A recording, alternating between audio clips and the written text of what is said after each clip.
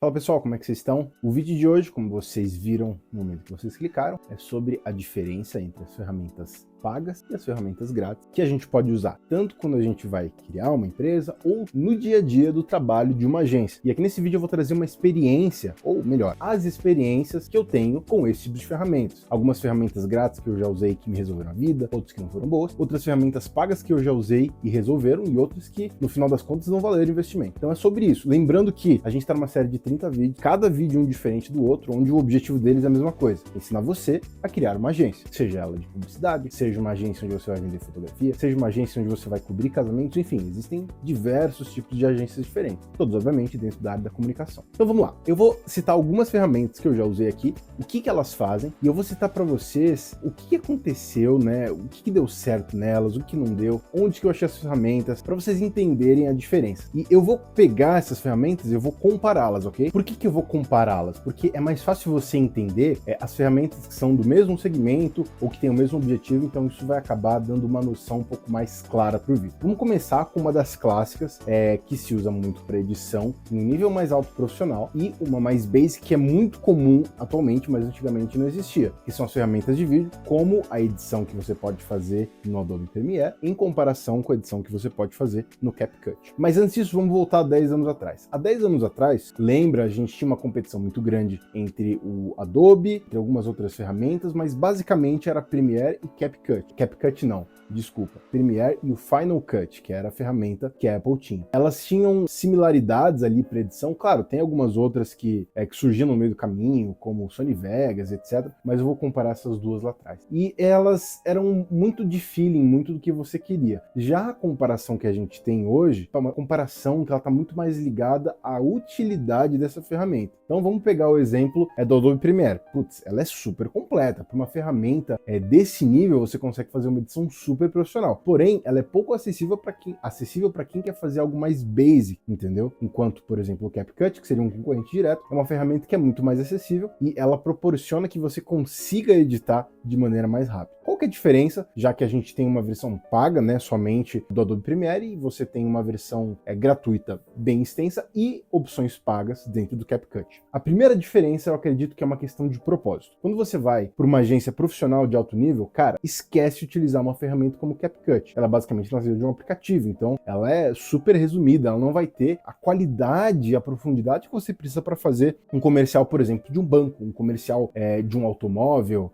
Você pode até tentar filmar com o iPhone, como algumas empresas já fizeram, como a Apple já fez com alguns dos seus vídeos, mas para editar você vai precisar de mais profundidade. Então o propósito delas é diferente. O CapCut, ele entrega algo mais basic para você, enquanto o Premiere vai te entregar algo mais profissional, com mais opções. Uma outra ferramenta para a gente comparar aí nas versões grátis e na versão paga, que você vai utilizar muito para a área técnica e para a área prática da sua empresa de gerenciamento. A diferença entre o Google Drive e a diferença entre a suíte do pacote Office. O pacote Office, ele é pago, né? Você precisa ter uma licença do Windows para poder utilizar. Se você não tiver, você vai estar usando uma cópia que ela não é uma cópia oficial. Já a suíte do Drive, né, que ela é do Google, ela é extremamente completa, inclusive você consegue abrir as coisas do Office e ela é totalmente gratuita. Você tem opções de armazenamento que são maiores, mas nesse caso, diferente da última comparação, as duas ferramentas cumprem o mesmo propósito. E eu falo assim, disparadamente, o Drive é a melhor opção para você. Em termos de organização, em termos de compartilhamento, em termos de acessibilidade, em termos de praticidade, você consegue operar bem tanto no celular quanto no computador com a mesma ferramenta.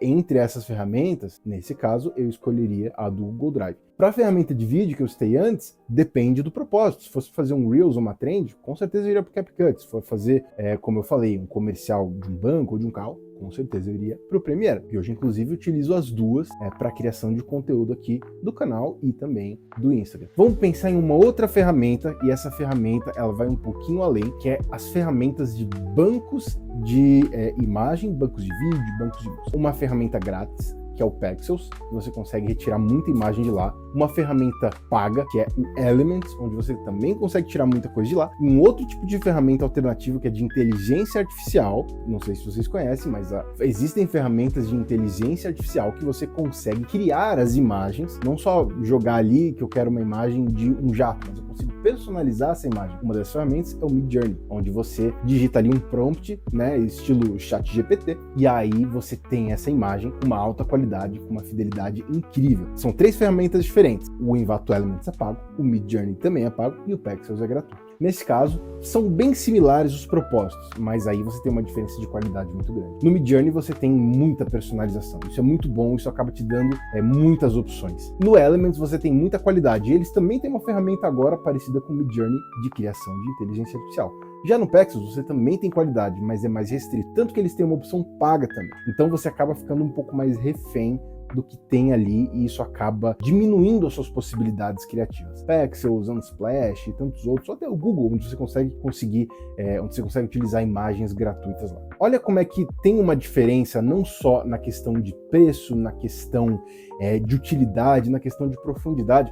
A discussão de uma ferramenta paga ou gratuita, isso até para resumir para você, ela não está ligado somente a um conceito geral, como, pô, eu preciso comprar uma marca de chocolate, vou comprar um chocolate Garoto que é mais básico, ou vou comprar um chocolate Lindt que é mais alto nível. Não é tão simples assim com as ferramentas, porque elas também estão ligadas ao propósito, elas estão ligadas ao que você precisa. Então isso é muito importante. E esse é o ponto alto desse vídeo. Você precisa entender o que você precisa. Qual o tamanho da sua agência, qual o tipo de formato de conteúdo que você está criando, se é uma agência de publicidade somente online, ou se você vai precisar de coisas para criação de material impresso, por exemplo, ou se talvez você é uma agência de fotografia e vai precisar realmente da suite do Adobe ali com Lightroom e outros itens ali que vão estar dentro dessa suite. Você tem que entender o seu propósito. Entendendo o seu propósito, aí o que você vai fazer? Você vai espelhar. Não precisa ser criativo e tirar tudo de dentro da sua cartola. Espelha. Olha para as outras agências que fazem isso e tenta entender onde que elas estão adquirindo esse material. Elas estão baixando de onde? Você consegue, é super fácil fazer isso. Sabia que no Google você consegue pegar uma imagem que está aí dentro do seu celular, no computador, você arrasta lá para o Google Imagens e aí ele te diz de onde veio essa imagem. Aí você consegue matar de onde veio. Se veio ali de uma ferramenta paga, se veio de graça, você consegue entender isso. Então hoje é muito fácil a gente ter uma noção de onde está vindo aquilo que os nossos concorrentes estão fazendo e a gente espelhar isso e utilizar da nossa maneira.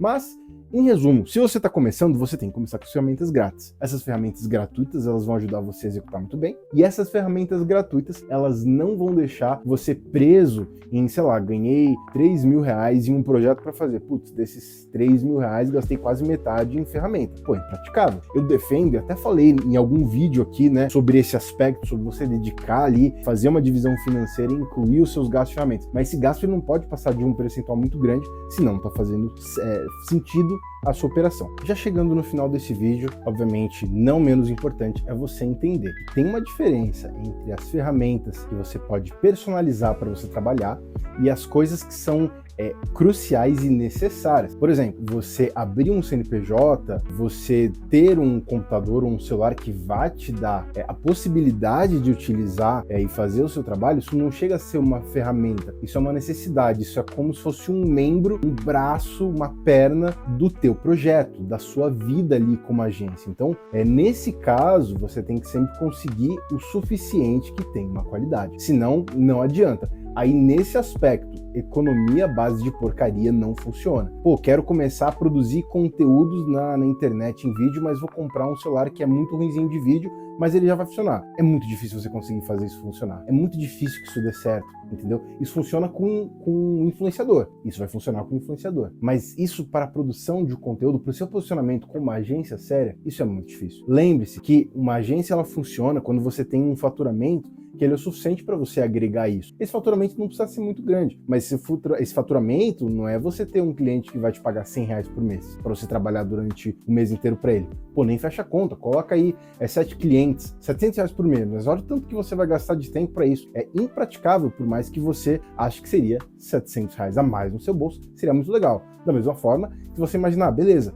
eu vou ter então 10 clientes com 500 reais, 5 mil reais, só que eles vão sugar muito do seu tempo. Mesmo sendo 5 mil reais, vai ficar impraticável. Mesmo você contratando muita gente, pode não dar certo. Então você tem que precificar muito bem, mas entenda a diferença entre ferramentas que você pode comparar a qualidade e coisas que são essenciais para você, tá bom? Então pensa um pouco sobre o que eu te falei, assista esse vídeo de novo se você não entendeu alguma coisa, vê os outros vídeos que eu tô falando sobre outros temas, aí de pouquinho em pouquinho vai encaixar na sua cabeça. Essas coisas que eu tô falando, obviamente, são coisas que eu tô tirando de um estudo científico, são coisas que eu vivi na prática, na minha vida como agência, criando uma agência do zero, chegando onde eu cheguei, atendendo clientes, tendo a minha independência e, obviamente, sempre aprendendo, porque eu não estacionei, eu estou o tempo todo querendo achar alguma coisa a mais para fazer, evoluir, aprender mais, ganhar mais, ter mais clientes. Então coloque isso aí dentro da sua perspectiva, aplica e você vai ter sucesso, tá bom? Assiste tudo de novo, aplica isso e você vai ter sucesso. Vai dar certo.